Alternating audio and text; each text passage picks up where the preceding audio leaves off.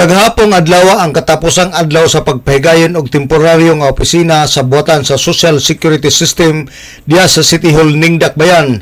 Tumong sa pagbutang og temporaryo nga opisina mao ang paghatag og kasayon og kahigayonan sa mga job order og mga kontraktual nga mga empleyado sa City Hall nga dili membro sa GSIS og nga madidak sa payroll ang ilang kontribusyon aron dili na mahasol nga moadto pa sa opisina sa SSS aron sa pagbayad.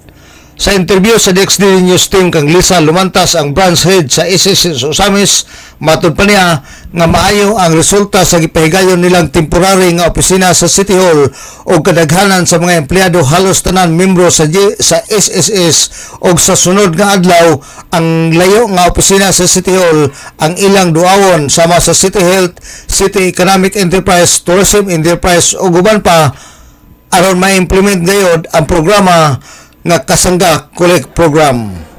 Aniya si Lisa Lumantas ang branch head sa SSS Osamis.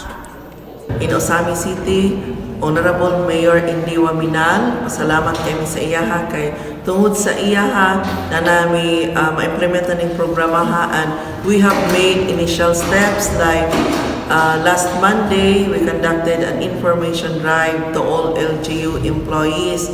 And then, nag-door-to-door namin karon, no? So, ang response is overwhelming kaayo kay almost all regular employees here in City Hall. Murag na namang gyoy SSS, members na sa SSS. In fact, daghan na ang naka-avail sa maternity benefit, educational loan, and salary loan.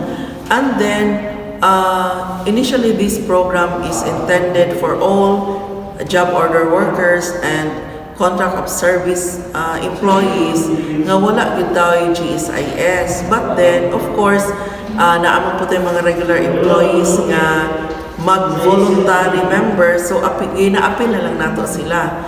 So, karon among giuna ang naagyo diri sa City Hall. So, hopefully karon mahuman namo, and then probably next week moadto nami sa kanang wala diri ka office. Si Lisa Lumantas. Dako ang pasalamat ni Lumantas ngadto kang Osamis City Mayor Attorney Indy Waminal sa pagtugot aron ma-implement ang Kasangga Collect Program ug nanawagan si Lumantas sa mga empleyado nga gustong moabil sa maong programa nga kinahanglan nga mo fill up og form nga authority to deduct. Alang sa DXDD Radio Kampana, ang radyo sa simbahan. Double Day 45, Dudong Bargamento, Danag sa Dakbayan.